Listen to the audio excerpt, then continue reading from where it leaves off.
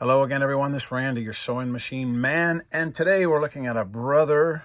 It's an NS2750D, NS2750D. The D, of course, stands for Disney.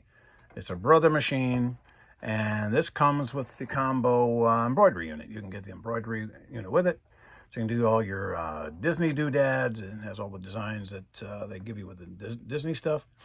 But it's also a good serviceable built-in stitch electronic computer sewing machine.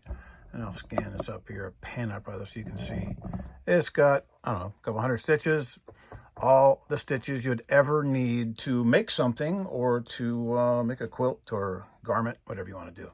It in the ads for it online, it says everything from silk to canvas. I'd skip the canvas and, do the medium and light stuff, because that's not what this, in my mind, it's not going to be its best foot forward to be sewing on canvas, because canvas, you always have to put in heavy thread, and this machine, like all of these machines, all the new ones, are limited to the size of thread you can use to all-purpose dual duty or similar, something, just make it Metrocene, Metler, whoever makes it, to me is irrelevant. It's a quality thread, but you don't want to have anything oversized, anything heavy. I have a video on that, and measuring them, showing you the difference and why it causes all the problems. But this little guy here, it's not a bad little machine.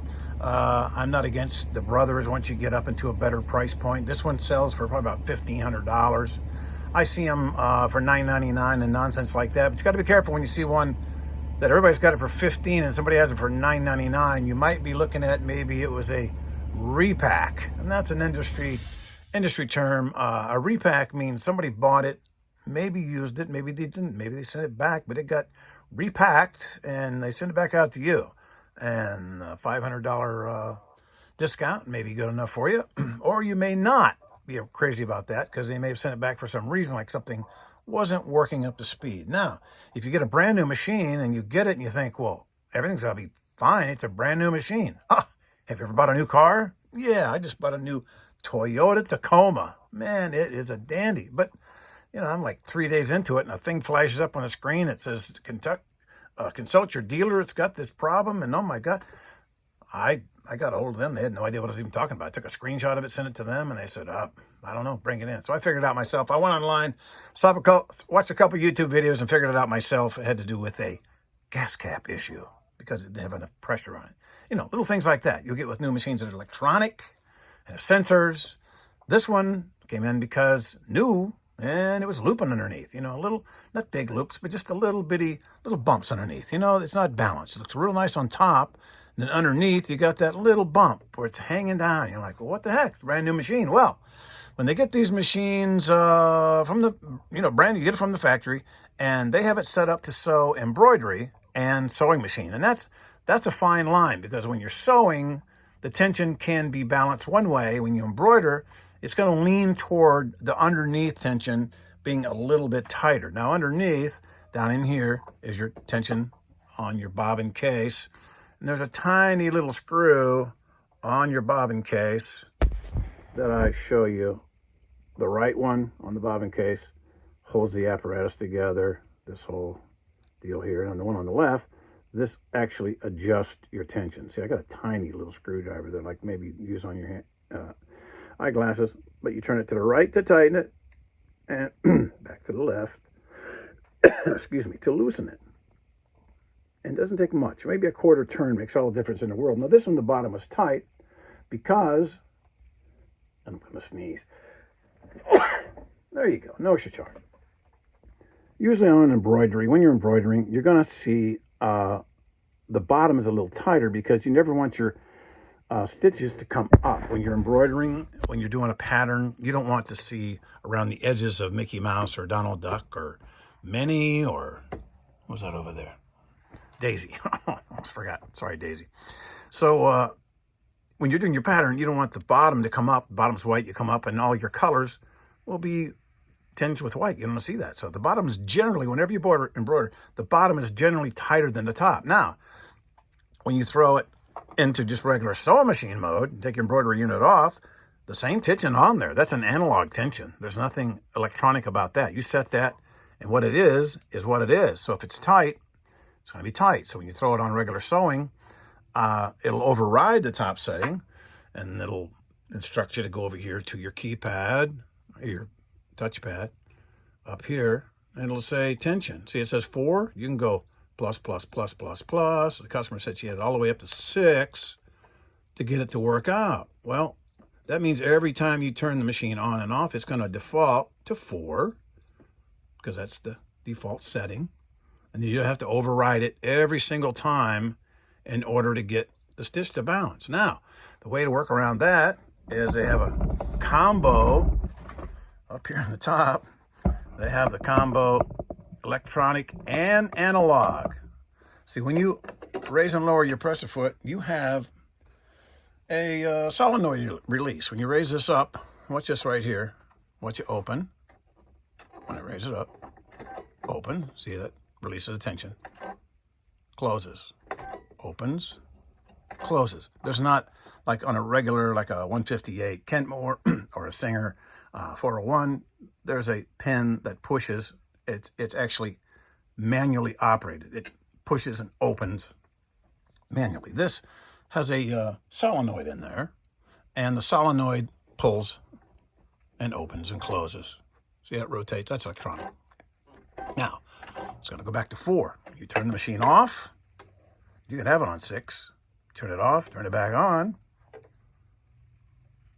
and it's going to 4. But if 4 is making it loop underneath, you got to do something about that, or you have to keep overriding. So this little knob right here, this little knurled knob right there, you can pull this little pin back here that holds it in place and just go away from you, push it away from you to tighten the tension, and towards you to loosen the tension. Most often you're going to be tightening it just a little bit. Doesn't take big moves. You don't take anything apart. You don't take any of these screws off. No clips. I'm always reluctant to tell people about this because they get inspired and get their tools out, and they have this in a Ziploc bag and they bring it to me. I go, well, why did you take that apart? I don't know. I don't know. I don't know what to tell you. That was unfortunate. So this little deal right here, got a close up on it so you can see it. Little knob right there. Turn it away from you. It'll click, click, click, back towards you, click, click. Hear that? So I have it set so when you sew on your stitches, like a straight stitch, which is the problem the customer's having, when you sew on a straight stitch, it'll be balanced. The top and the bottom will be balanced. Now, when you go to embroider, it won't be that big of a deal because it was a very minor imbalance. But I tell people it's not a bad idea to have 2 bobbin cases. Have one for your embroidery, one for your sewing. So your tight one will be the embroidery one, and your loose one, or the one that's balanced, loose compared to the embroidery, but you take out your bobbin case when you're embroidering, put the bobbin case in. When you're just sewing, put the other bobbin case in. Mark on the bottom, put a E or an S. S for sewing, E for embroidering. And you know which one is which. One will have a stiffer tension than the other. So that's just a suggestion. And I like this brother because this daggone cover comes off very easily and goes back on very easily. There's one screw here, and it just falls into place and comes off very easily. A lot of the Genomes and Baby Locks and a lot of the other machines, there's 3 points that have to be lined up and snap, crackle, pop to get them back on, which is annoying, but it's doable. But this is a lot easier. Take the screw out here. Don't lose it. They don't sell those at Home Depot. Put it back on, put your screw down, and you're done. So that's how you override the top to balance it. It's a minor adjustment. It's not huge. And then down the bottom, it's a minor one, not huge, right there on the left screw, not the right one. You get it looking real pretty like this. Get it looking really nice. It'd be probably good if I showed you that. So when you throw it on the zigzag and it locks in the corners like that, edge to edge, not being pulled up by the top or the top being pulled down by the bottom. That's when it's balanced properly. Then you know you have it. All right? Nice little machine. It's got some nice features. All these new machines are just practically clones of each other. There's not really any of them that are so different that you think, oh, I don't want that one. But they're all basically the same. They're not Kenmore 158s. They're not Singer Slat-O-Matics. But you know what? When you want to go buy a new machine, this is what you're going to get. And of course, this one has the little deal down under here where you can put your knee lift in it, which is kind of a cool thing for a household machine. So when you're sewing, you can have both your hands free to do what you want to do and do your turns and stuff, and have your knee lift to raise and lower the presser foot, which is kind of cool. So this is the Brother Enovis. Man, they love naming all this stuff. Brother Enovis NS2750D, the Disney model. It's not a bad little machine. If you got $1,500, you can certainly do worse than this one right here. And I would recommend it if you want to do some embroidering and some light sewing, not heavy sewing, medium sewing. All right? Thanks.